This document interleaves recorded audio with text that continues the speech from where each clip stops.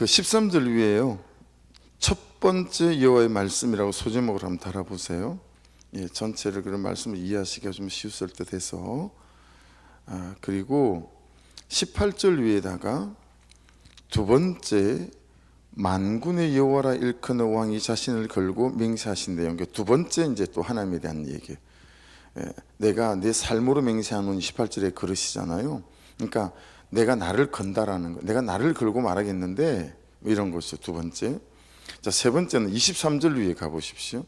23절 가시면 여호와의 말씀이니라 그랬잖아요. 23절 위에다가 제가 그렇게 소제목을 달았어요. 세 번째 여호와의 말씀. 예.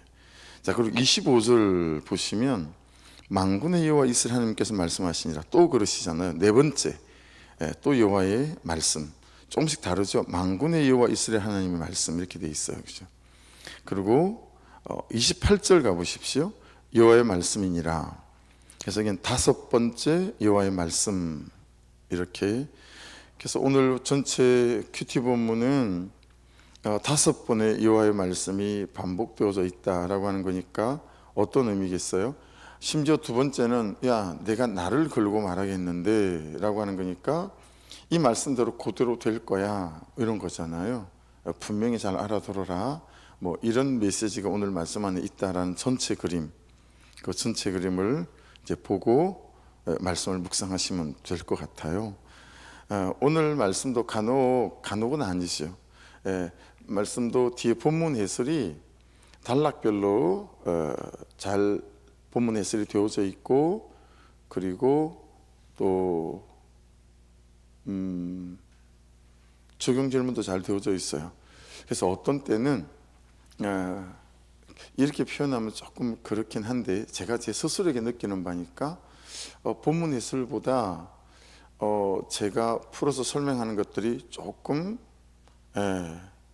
좀 이렇게 지저분한 것 같은데 그런 느낌을 가질 때가 있어요. 제가 많이 부족하니까요. 그래서 이제 그런 부분 안에서 본문 해설을 좀 참조하시면 좋을 것 같고, 왜 다섯 번이나 계속 하나님께서 야, 여호와의 말씀이다, 내가 나를 걸고 말하는데 왜 이러실까? 이게 이제 본문을 볼 수 있는 중요한 키워드가 될 수 있어요. 13절 보시면 바벨론의 느부갓네살 왕이 와서 애굽 땅을 칠 일에 대하여, 자, 애굽 땅을 칠 일에 대해서 선지자 예레미야에게 하신 여호와의 말씀이다 라고 하는 것이죠. 그러니 다섯 번이나 반복되어져 있는 거 보면 이건 틀림이 없다, 이 말씀대로 그대로 될 거다 라고 하는 것에 대한 분명한 강조이겠죠. 너 대충 들으면 안 된다, 뭐 설마 그러실까? 그러면 안 된다, 이런 메시지가 많이 녹아 있다라고 하는 거죠. 그래서 여러분, 애굽 땅을 칠 일이잖아요. 유다 백성을 칠 일이 아니고 우상 숭배하고 있는 오늘 본문에서는 분명히 애굽 땅을 칠 일에 대해서 말씀한다라고 하는 거잖아요. 그러니까 여러분, 땅을 치면 어때요? 그 땅에 있는 나도 함께 망하는 삶이 되지 않겠어요? 그래서 항상 나는 지금 어느 땅에 있는지가 중요한 것 같아요. 또 다른 반대로 말하면 나는 어느 땅에 있는 게 중요하지 않을 수도 있죠. 내가 어떤 형편에 처했든지 그곳에서 내가 어떤 삶을 살고 있는가가 너무 중요하겠고, 근데 하나님께서 가지 말라고 하신 그 불순종의 땅, 우상 숭배의 땅에 내가 들어가 있게 되면 이제 그 땅이 망하면 나도 함께 망할 수 있는 일들이 생길 수도 있죠. 그런 부분에 있어서 13절의 문자 그대로 나는 지금 어느 땅에 있는지에 대하여, 하나님께서 가지 말라고 한 그 땅에 혹시 내가 발을 디디고 있진 않은지, 땅이 아니지만 어떤 것에 대하여 순종과 불순종이라고 말씀하실 때 내가 순종하는 땅에 잘 머물고 있는가 라고 하는 부분에서부터 오늘 말씀이 출발하면 되어질 것 같아요. 그래서 여러분, 15절에 보세요. 너희 장사들이, 14절은 그거예요. 잘 준비해 봐, 어제처럼. 근데 사방이 칼에 삼켜왔느니라. 그리고 15절에 너희 장사들이 쓰러지면 어찌함이냐, 그들이 서지 못하는 이유는 여호와께서 그들을 몰아내신 까닭이니라, 그렇게 말씀하세요. 우리의 삶이 때때로 왜 이렇게 자꾸 서지 못하고 엎어지고 자빠질까? 너무 많이 준비하고 계획해서 시작한 사업일 수 있고 어떤 일일 수 있는데 왜 자꾸 여기저기 내 돈자루에 구멍이 뚫려서 앞으로는 돈이 들어오는 것 같은데 뒤로는 돈이 다 빠져나가는 이런저런 사건과 사고와 병치레 이런 것들이 있을 수 있잖아요, 그렇죠? 근데 그 이유가 뭐냐면 여호와께서 그들을 몰아내신 까닭이다. 계속 모든 것이 하나님 그분 그 편에서부터 시작되어진다라는 말씀들이 계속되고 있어요. 16절도 마찬가지예요. 그가 많은 사람을 넘어지게 하심에 모든 주권과 주도권을 하나님께서 붙잡고 계신다. 사람이 엎드리게 하시는 분도 하나님이시다. 그죠? 그리고 17절 보십시오. 그들이 그곳에서 부르짖기를 애굽의 바로 왕이 망하였도다. 그가 기회를 놓쳤도다. 애굽의 바로 왕이 기회를 놓친 게 아니라 유대 백성들이 기회를 놓친 것일 수 있겠죠. 여러분 우리도 생각해 보셔야 돼요. 하나님이 주신 내 삶이라고 하는 내 직장이라고 하는 내 관계라고 하는 부분 안에서 우리는 자꾸 그의 문제다라고 말하고 나의 문제다라고 말하지 않죠. 이 직장의 문제고 이 현실의 문제다라고 말하지만 항상 나를 통해 그 땅의 복을 받고 나를 통해 그 직장의 복을 받는 거지. 여러분 그 직장 때문에가 아니다라고 하는 부분에 있어서 책임전가와 핑계는 그냥 우리가 맨날 붙잡고 살았던 거죠. 에덴 동산에서 아담이 그랬잖아요. 아담, 네가 왜 숨었어? 너 뭐 먹었구나. 너 선악과 먹었지. 누가 그거 먹게 했니? 그랬을 때 제일 먼저 하나님의 책임을 따져요. 하나님께서 만들어주신 저 여자가 그렇게 말하거든요. 첫째는 하나님 때문이고요. 저 여자 하나님 안 만들어줬으면 내가 그런 거 먹을 일이 없었지 않았겠어요? 두 번째는 이 여자 때문입니다. 이런 핑계와 변명이 우리에게는 항상 달고 살아가는 거죠. 계속 옳고 그름으로 사람들 앞에 말하고 싶죠. 이 사람 때문이에요. 그런데 하나님은 그 사람 때문에 우리를 징계하지 않아요. 하나님은 나 때문에 나를 징계하시는 거예요. 하나님은 나를 통해서 그가 복받기를 원하시고, 그래서 요셉 같은 경우에도 보디발의 집에 들어가는 순간 요셉 때문에 보디발의 집에 복이 내리는 거예요. 보디발이 해석이 안 되는 거예요. 아니 이렇게 농사가 잘 될 리가 없는데 왜 이렇게 잘 되는 거지? 하루 이틀, 사흘, 한 달, 두 달, 1년 가며 보디발이 알게 된 거잖아요. 그래서 보디발이 고백해요. 야, 다 네 덕이다. 다 네 덕이다. 네가 종이지만 다 네 덕이다. 그리고 자기 아내 외에 모든 것을 요셉에게 맡겼어요. 여러분 그게 쉽겠어요? 노예에게 종에게 자기 계좌에 뭐가 있는지 어느 통장 돈을 넣고 빼고 하는 게 다 요셉이 하는 거예요. 주님 이번에 이 계좌에 얼마를 넣고 이 계좌에서 얼마를 빼서 그렇게 종들 싹스를 줬어요. 그냥 투치하지 않는 거예요, 보디발이. 왜냐하면 요셉 때문에 자기가 먹고 사는 걸 알거든요. 그런 거죠. 그러니까 여러분 이게 감사한 건 어떤 거냐면 사람이 문제가 안 되고 하나님 그분 살아계시니 문제없고 내가 하나님 살아계신 그분 아래에서 그분의 말씀대로 순종하는 내 삶이 되어지게 될 때 그때 이제 우리가 강하고 담대하게 되어진다라고 하는 부분에서 아무것도 없어도 가진 것이 없어도 하나님 살아계신 거 분명하고 그리고 하나님이 나를 사랑하시는 거 분명하고 내가 하나님 그분을 사랑해서 순종하는 것만 분명하면 우리에게는 답이 없을 리가 없고 문제가 아니다라고 하는 부분 안에서의 우리의 자신감 또 우리의 어떤 담대함 아니겠습니까? 그렇죠? 그래서 그런 부분에 있어서 그가 기회를 놓쳤도다 아니죠. 내가 기회를 놓친 거죠. 근데 자꾸 우리는 다른 사람 탓을 한다라고 하는 것들을 알 수 있어요. 두 번째 만군의 여호라 일컫는 왕이 자신을 걸고 맹세하신 내용이 나옵니다. 그래서 그가 과연 산들 중에 다불같이 해변의 갈멜같이 오리라. 19절 보세요. 제가 18절, 19절, 20절, 21절, 22절은 리스트가 만들어지더라고요. 야, 내가 나를 걸고 맹세하는데 첫 번째 해변의 갈멜같이 오게 될 거다. 그 다음에 두 번째는 19절 너는 너를 위하여 포로의 짐을 꾸려야 될 것이고 왜냐하면 노비 항무하며 불에 타서 주문이 없을 것이기 때문에 20절에는 네 번째로 제가 리스트를 달아봤어요. 애굽은 심히 아름다운 암송할지라도 북으로부터 새파리 떼가 줄곧 오리라. 21절도 마찬가지죠. 또 그 중에 고용꾼은 살찐 송아지 같아서 돌이켜 함께 도망하고 서지 못하였나니 재난의 날이 이르렀고 벌받는 때가 왔음이라. 22절 애굽의 소리가 뱀의 소리 같으리니 이는 그들의 군대가 벌목하는 자같이 도끼를 가지고 올 것이라. 여러분, 애굽 땅이 어떻게 바벨론에 의해서 멸망당할 건지에 대해서 계속 말씀하세요. 계속 그 말씀드려요. 근데 여러분 26절로 가보십시오. 내가 그들의 생명을 누리는 자의 손, 곧 바벨론의 느부갓네살 왕의 손과 그 종들의 손에 넘기리라. 그럴지라도 부터 이제 여러분 말씀이 좀 다른 말씀이 나와요. 그럴지라도 그 후에는 그 땅이 이전같이 사람 살 곳이 되리라. 여호와의 말씀이니라. 27절은 보세요. 내 종 야곱아 두려워하지 말라. 이스라엘아 놀라지 말라. 보라, 내가 너를 먼 곳에서 구원하며 내 자손을 푸르던 땅에서 구원하리니 야곱이 돌아와서 평안하며 걱정 없이 살게 될 것이라. 그를 두렵게 할 자 없으리라. 계속 앞에서 심판에 대해서 말씀하고 멸망에 대해서 말씀해 놓고 나신 연후에 27절에 좀 뜬금없어 보인다 싶을 망치 두려워하지 말고 놀라지 말라는 거예요. 그리고 여러분 오늘 말씀의 마지막 28절을 보십시오. 다섯 번째 여호와의 말씀이잖아요. 내 종 야곱아 내가 너와 함께 있나니 두려워하지 말라. 내가 너를 흩었던 그 나라들은 다 멸할지라도 너는 사라지지 아니하리라.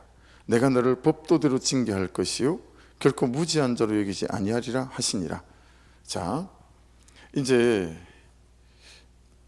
좀 드러나는 게 어떤 거죠? 항상 중요한 건 여러분 의도잖아요. 의도. 하나님의 의도가 뭐예요? 하나님의 의도. 하나님이 유대 백성들을 애굽 땅에서 다 죽게 만드는 건가요? 아니죠. 하나님의 의도는 뭐예요? 하나님께로 돌아오게끔 하시는 거예요. 그렇죠? 자, 제가 몇 가지를 말씀드려 볼 테니까 이 역들의 특징이 뭔지 한번 알아맞혀 보세요. 제가 전철역을 몇 가지 말씀드려 볼게요. 대화역, 가까운 데 있으니까 아시죠? 별내역, 진접역, 장암역, 별곡역, 연천역, 양촌역, 그리고 운현역, 송도역. 이런 역들의 특징이 혹시 뭔지 아시겠어요? 좀 힌트를 드리면 아마 이 두 개 정도 들으시면 여러분들이 금방 이제 감이 잡히실 것 같은데, 임진강역, 운정중앙역, 이 역들의 특징이 뭐죠? 모든 전철 노선의 종점이에요. 종점만 말씀드린 거예요. 임진강역이 종점이잖아요. 그리고 운정중앙역, 거기도 종점이에요. 정말 거기 편하더라고요. 제 딸이 서울에서 올 때 운정역으로 오면 15분밖에 안 걸린대요. 40분씩 걸리는 게. 세어보니까요, 지평역에서 출발한 경의선이 55개 역을 거친 연후에 도착하는 종점이 우리가 타고 다니는 이 경의선의 종점이 임진강역이더라고요. 예, 이게 임진강역의 맞은편 종점이 지평역이에요. 거기서 출발해서 55개 역을 거치면 임진강역에 도착을 합니다. 만일 우리가 같은 출발역인 지평역에서 출발한 사람들이라면 시간대는 다를지 몰라도 어떤 사람은 지금 15번째 역인 구리역에 있는 사람도 있을 수 있을 것이고, 어떤 사람은 21번째 역인 청량리역에 여러분 막 도착한 사람도 있겠죠. 어떤 사람은 종착역인 임진강역에서 7개를 남겨둔 금능역쯤에 도착한 사람도 있을 수 있을 거고요. 하지만 여러분 어디에 있든 어떤 과정을 지나든 수많은 우여곡절이 있을 수도 있겠고, 사건을 지나더라도 경의선의 이 전철이 도착하는 종점은 임진강역이죠. 시차의 차이는 있겠으나 그렇지 않습니까? 임진강으로 오는 경의선 전철이 곁길이 없죠. 다른 길이 없어요. 중간에 다른 역하고 이렇게 바꿔 타는 데는 있어도, 그죠? 여러분 구속사도 곁길이 없어요. 일관돼요. 오직 예수가 열어놓은 한 길밖에 없어요. 구속사의 길은 그 구원이라고 하는 종점을 향하여 계속 가는 거예요. 근데 우리의 삶의 여정에는 이런저런 일들이 있는 거예요. 지금 이것처럼 애굽으로 갔죠? 객길로 간 거잖아요. 그죠? 거기서 지금 다시 하나님이 유대 땅으로 데리고 와야 되니까 뭘 동원해요? 바벨론의 느부갓네살을 동원해요. 그러면 자기들이 있는 땅에 전쟁이 일어나니 수많은 사람이 죽어가니, 여러분 이 얼마나 어려운 세월이고 시절이겠어요. 그렇죠? 이런 주일날 나눈 걸로 치면 지지난주에 그죠? 구속사의 과정통, 성리통처럼 임진각이라고 하는 구속사의 종점 구원이래 우리는 반드시 끌고 가실 거예요. 그런데 그 여정에는 별게 다 있는 거예요. 왜 그럴까요? 왜 여러분 임진각으로 오는 이 기차는 곁길이 없는데, 그리고 구속사는 곁길이 없어요. 구원의 길은 예수가 이루는 한 길밖에 없어요. 그런데 우리는 그 과정 중에서 왜 자꾸 이런저런 일들을 당하게 될까요? 의지하는 게 달라져서 그래요. 오늘 본문의 내용은 다 그 얘기예요. 여러분 어느 순간 유대가 누굴 의지해요? 애굽을 의지하기 시작하죠. 그리고 의지했던 애굽 땅에서 그들이 이런 일들을 당하게 되는 거예요. 묵상 간증을 잘 읽어보시면 미국으로 이민 가가지고요 오로지 집을 사야 되겠다, 오로지 집을 사야 되겠다. 그래서 집을 샀어요. 근데 여러분 아시죠? 미국에 불이 나면, 산불이 나면 어떻게 나는지. 여러분 미국의 산불은 한 달째 타는 데도 있어요. 그래서 그냥 우리 금촌 정도, 이 정도 마을을 삼키는 거는 예사로 일어나는 일이잖아요. 어떻게 비싼 집을 허리띠 졸라매가 딱 샀는데 산불이 난 거예요. 오늘 사서 얼마 되지 않은 내 집이 탈지, 내일 내 집이 탈지 모르는 거죠. 그러니까 여러분 구속사는 곁길이 없는데 그 과정 중에 계속 왜 우리가 불과 7개밖에 남지 않은 이 금능력에서 이렇게 헤매고 앉아 있냐면 의지하는 게 다르는 거예요. 하나님을 의지하지 않아요. 계속 아파트를 의지하거나, 아들한테 하나님을 줘야 되겠다는 생각은 없어도 아파트한테는 줘야 되겠다는 생각을 하는 거예요. 아들한테 하나님을 믿는 이 신앙을 내 삶으로 정말 전수하고 이걸 유산으로 남겨줘야 되겠다 이 생각은 없지만, 정말 좋은 대학은 나오게끔 만들어줘야 되겠다, 이게 부모의 역할이라고 생각해요. 진짜 큰 오산이신 거예요. 여러분 나보다는 나은 믿음을 가진 아들과 딸, 손자, 손녀, 여기에 우리의 삶의 목적이 있어야 되지 않을까요? 근데 우리가 그런 생각을 하지 않아요. 살아계신 하나님 분명하고 내 아들과 내 딸이 그 살아계신 하나님을 의지하는 사람만 될 수 있다면 뭐가 문제가 되겠어요? 그렇죠? 다윗이 문제가 안 되잖아요. 요셉이 문제가 안 되잖아요. 다니엘이 문제가 안 되잖아요. 전부 노예로 포로로 도망다니던 존재들인데 살아계신 하나님은 분명하고 그 살아계심을 의지하는 그들의 믿음이 분명하니까 문제가 되지 않는 거예요. 근데 여기에 우리의 중심이 있지 않습니다. 자꾸 우리의 신앙은 곁길을 가요. 의지하는 게 하나님이 아닌 거죠. 의지하는 게 말씀이 아니고 돈이며 아파트며 좋은 대학이며 좋은 직장이며. 근데 묵상 간증의 전체 내용은 뭐예요? 그거 의지했다가 망한 사람들의 고백이 묵상 간증의 전체 내용이에요. 365일 오늘 묵상 간증도 마찬가지예요. 최유진이라고 하는 이분, 아마도 이분은 미국에서 지금 살고 있는 분 같고 묵상 간증을 이렇게 보내신 것 같고 뭐 그런 것 같아요. 그래서 사랑하는 여러분, 오늘은 의도와 의지를 생각하는 게 되게 중요해요. 의도와 의지. 하나님의 의도는 우리를 망하게 하는 게 아니에요. 그리고 그분의 의도는 구속사, 구원을 향해 있어요. 여러분하고 저하고 오로지 거기에요. 이게 바뀌지 않아요. 근데 우리는 어떤 사람은 구리역쯤에, 어떤 사람은 청량역쯤에, 어떤 사람은 금능역까지 왔어요. 근데 여기에서 계속 몇 회를 보내는 거예요. 몇 회를 여기서. 왜냐하면 이것 의지하고 저것 의지하고 요것 의지하느라 더 이상 우리의 걸음이 앞으로 나아가지 못한다라고 하는 거죠. 그렇죠? 그래서 우리의 신앙 여정은 참 수많은 곁길이 있는 것 같다.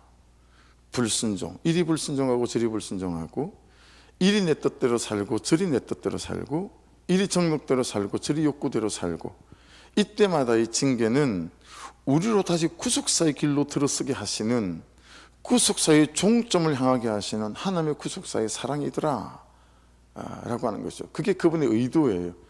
그러니까 지금 여기서도 실컷 망하게 될 거다, 징계할 거다, 바벨론이 들어와서 이렇게 할 거다 말씀해 놓고, 야, 너 두려워하지 마. 나의 의도는 바벨론을 통하여 너희가 망하게 하는 게 아니란다, 나에게로 돌아오게 하는 거란다 라고 말씀하시는 거예요.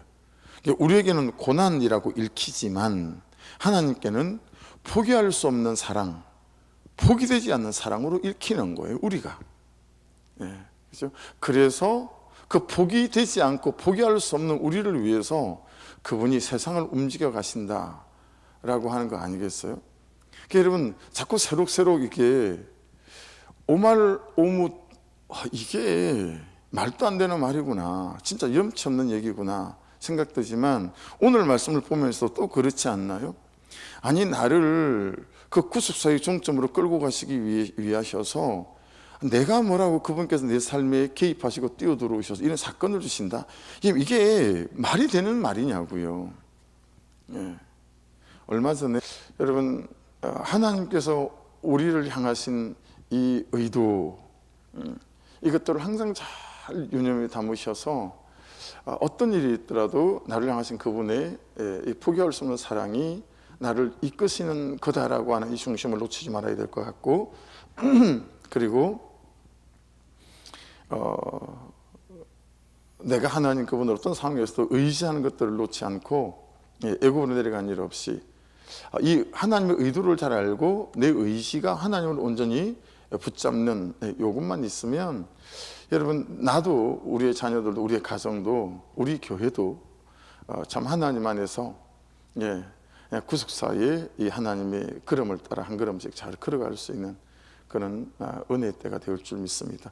여러분이 어디쯤 있는지 모르겠습니다. 말씀 붙잡고 기도하죠. 하나님, 이 사단이 숨소리를 내며 참 우는 사자같이 나를 삼키려고 내 옆에 있는데, 아버지 하나님, 재정의 문제 때문에, 직장의 문제 때문에, 또는 자녀의 문제 때문에, 부모님의 문제 때문에, 아버지 하나님, 그 염려 때문에 내가 곁길로 빠져나가 삼천포로 가는 일이 없도록 은혜를 부어 주시옵소서.